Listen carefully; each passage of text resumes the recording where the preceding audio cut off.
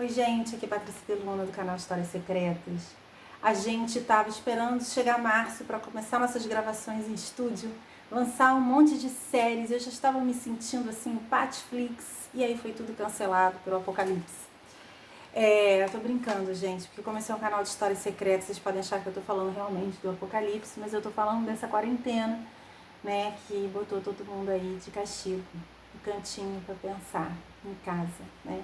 Eu tenho tentado fazer vídeos, tem muitos assuntos que eu gostaria de falar sobre esses tempos, mas a minha vida, como a de todo mundo, virou de cabeça para baixo. Meu filho ficou sem escola, tive que liberar minha funcionária para poder também passar esse tempo na casa dela. E aí não tive mais como gravar por um bom tempo, né? Inclusive, hoje estou com essa minha vestimenta que combina com o apocalipse, mas minha vestimenta apocalíptica tem sido camisola, porque eu tenho que passar o dia limpando a casa, cuidando de criança e tal. E hoje eu dei um jeito de estar aqui para falar de algumas coisas que eu acho muito importantes para alguém que conhece história alternativa, nesse momento que pesquisa religiões, profecias. Eu queria primeiro falar, tipo assim, de mulher para mulher, Marisa, mas para os homens também, né? Primeiro, compartilhar algumas coisas que a gente tem visto nesse tempo, né? Eu acho que é um tempo de profunda introspecção, a gente está todo mundo tendo que ficar em casa e lidar com, seja lá o que a gente tenha que lidar dentro da nossa casa ou dentro da nossa casa, né? Eu separei aqui, fiz uma colinha, né, de uma lista que eu acho muito importante, que se vocês derem no Google, vocês vão achar vários filósofos e religiosos que falaram disso ao longo dos tempos, que são as virtudes, né?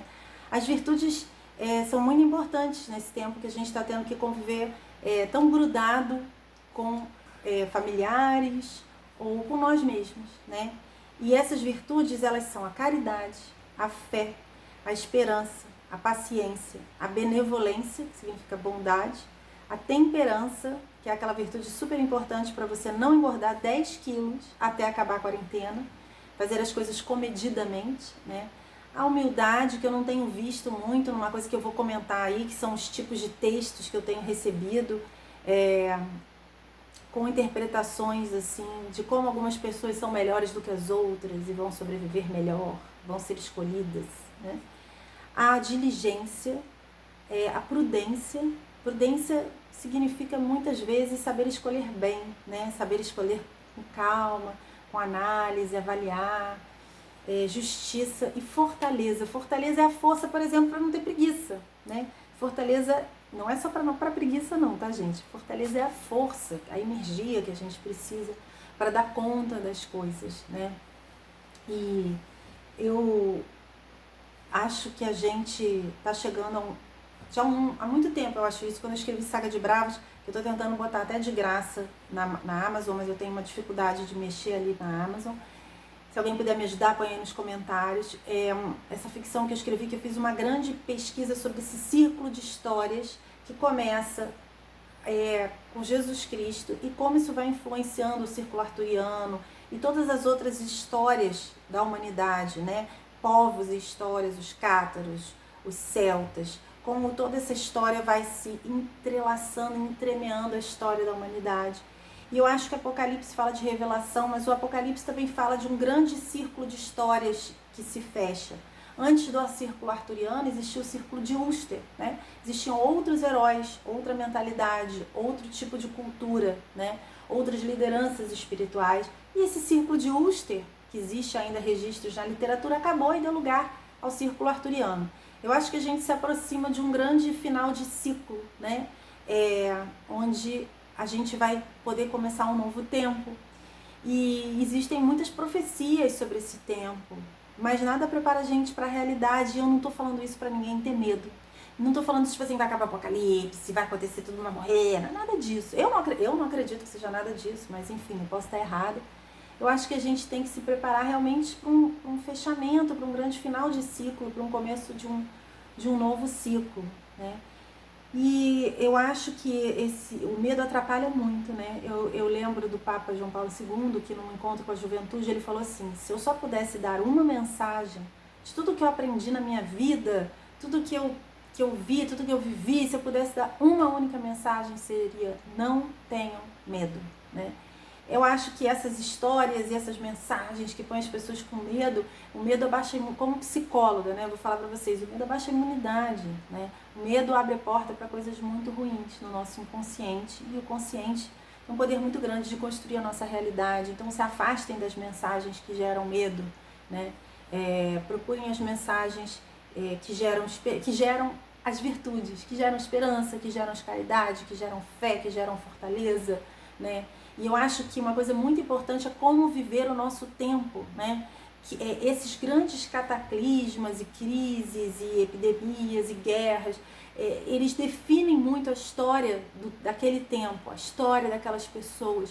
Quem vai ser você quando acabar esse tempo? Porque essa história é a história que você vai contar para os seus netos. Provavelmente essa vai ser uma história que, mesmo que para você, no seu pessoal, não seja a história mais marcante da sua vida, ela vai ser a história mais marcante que se passou no seu tempo, muito provavelmente. Então, assim, você vai ser o maluco do álcool gel, que roubou o álcool gel de todo mundo? Você vai ser o colecionador de máscaras no momento em que as pessoas precisam de máscara, né? Ou você vai ser a pessoa que vai ter histórias para contar da sua solidariedade, da sua força, de como você lidou com isso, do que você aprendeu com isso? Quem nós vamos ser enquanto humanidade quando isso acabar? E às vezes quando a gente fica muito focado no medo, a gente fica muito focado no depois, no quando vai acabar, no como vou sobreviver, mas a gente às vezes não foca em todas as outras coisas que são da vida, que são a vida, né? Que o que eu vou levar disso para a vida que eu vou ter quando isso tudo acabar? Eu acho, com toda humildade, gente, porque eu acho que tem tanta gente sofrendo, não tem nada que eu fale que possa dar conta do sofrimento de cada um. Nada que eu fale ou que eu compartilhe vai poder dar conta do sofrimento das pessoas ou da dificuldade que cada pessoa está vivendo nesse momento. Então, o que eu estou falando, eu não estou falando como dona da verdade, eu estou falando assim com muita humildade, né? Que talvez eu esteja errada, mas é o que eu acredito que que eu posso compartilhar. E outra coisa que tem me impressionado muito é que eu recebo muitos textos dizendo assim, não, porque como Deus criou isso para melhorar as pessoas, né? E, mais uma vez, eu não sou dona da verdade. Talvez eu esteja falando uma grande besteira, que a única coisa que eu tenho certeza é que se existe um Deus, né, que seja a inteligência infinita, o amor infinito e uma fonte de criação infinita, é que a nossa mente humana, a qual nós não usamos nem 50%, nem 30% dela, não dá conta de explicar como funciona a mente deste Deus.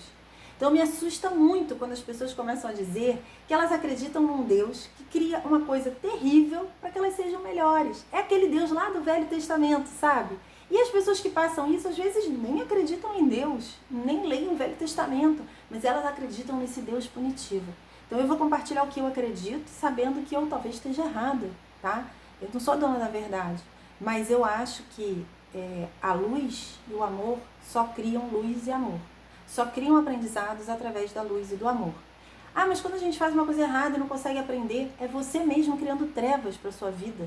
Não é um Deus que está criando trevas para a sua vida, é você mesmo que está se afastando da luz.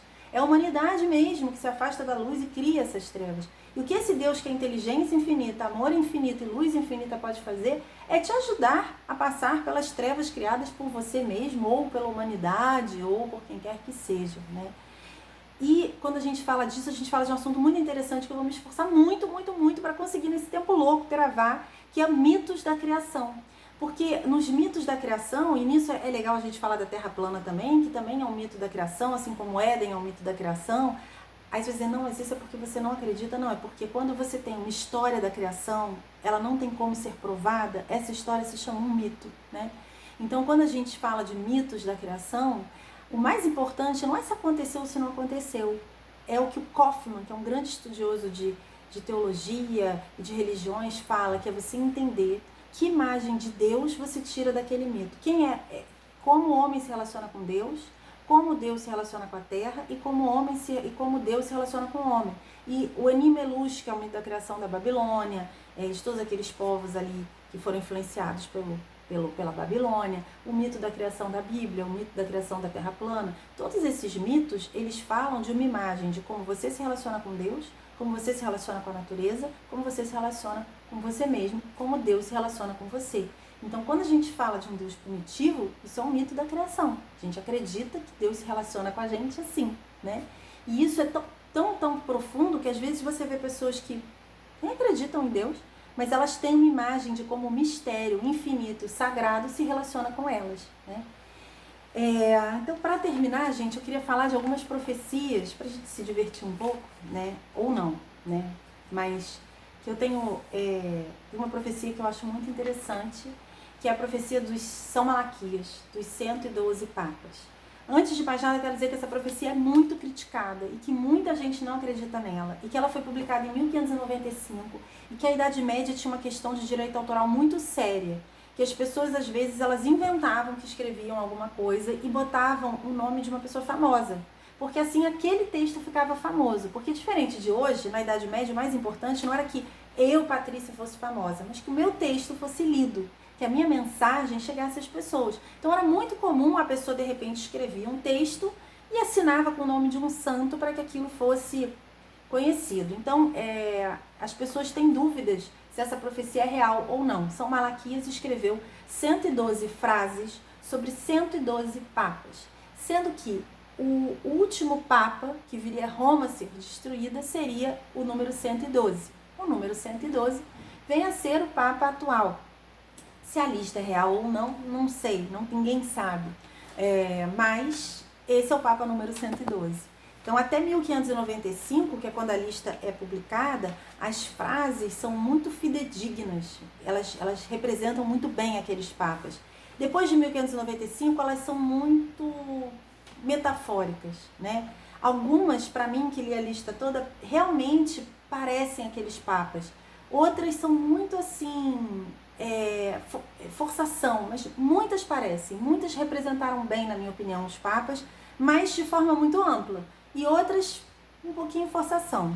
Mas, no geral, eu optaria por acreditar, porque eu acho que muitos papas se encaixam, né? Mas existe, sim, a grande possibilidade disso ser uma armação para que fosse publicado, né? São Malaquias existiu, foi um homem santo, foi canonizado, e o Papa 112 realmente está vendo uma situação bem difícil na Itália, né? E outra profecia que, a meu ver, se cumpriu, né, é da irmã Dulce, de que o Papa subiria um monte onde ele iria em direção ao crucifixo. E essa profecia eu nem vou mencionar, porque eu acho que talvez deixe algumas pessoas abaladas, mas não é uma profecia ruim, né? Vocês podem procurar aí no Google. É uma profecia só sobre a dor do Papa num momento de sofrimento, rezando, né? Clamando. E, enfim, gente, eu vou tentar a partir de hoje aumentar esses encontros para a gente se ajudar mutuamente nesses tempos de quarentena. Comentem, compartilhem, falem que assuntos vocês querem ver aqui. E uma novidade, vai ter histórias secretas no podcast do Spotify. A partir de segunda-feira tem histórias curtas, narração de contos e algumas contações de histórias de coisas que aconteceram na minha vida, de histórias que eu ouvi pelas minhas peregrinações, pelas minhas pesquisas, viagens, e histórias para vocês, adultos, dormirem ou ficarem acordados, né? Não deixem de se inscrever aí embaixo, historiasecretax@gmail.com. A gente manda mail uma vez por mês só para saber o que está acontecendo fora do canal, dentro do canal. Vai lá no Zap, se inscreve no Zap, só administrador publica, ninguém vai ficar publicando todo dia, ninguém vai ficar recebendo oi, tchau, bom dia, boa tarde, seja feliz. Que mais? Vai aí, gente, está acontecendo um monte de campanha muito importante do canal para financiar a série de Histórias Secretas do Brasil, para ajudar o canal a crescer. Quem participar ganha um livro. Então vão lá no Catarse, super seguro, participem, colaborem, ganhem de presente o livro e sejam felizes durante a quarentena, porque a alegria aumenta a nossa imunidade. Sei que tem momentos que são difíceis, mas procurem as virtudes, procurem estar se mantendo na alegria para passar esse tempo para passar esse tempo de uma forma melhor. Mas quem tem que chorar, chora, mas depois procura alegria para que a gente consiga passar por esse tempo, porque ele vai passar. Pensem que vai acabar, uma hora vai acabar, né? Desejo a todos muita proteção e amor, gente. E fiquem ligados. Vamos tentar nos ajudar. Comentem. Um beijo. Canal História Secreta.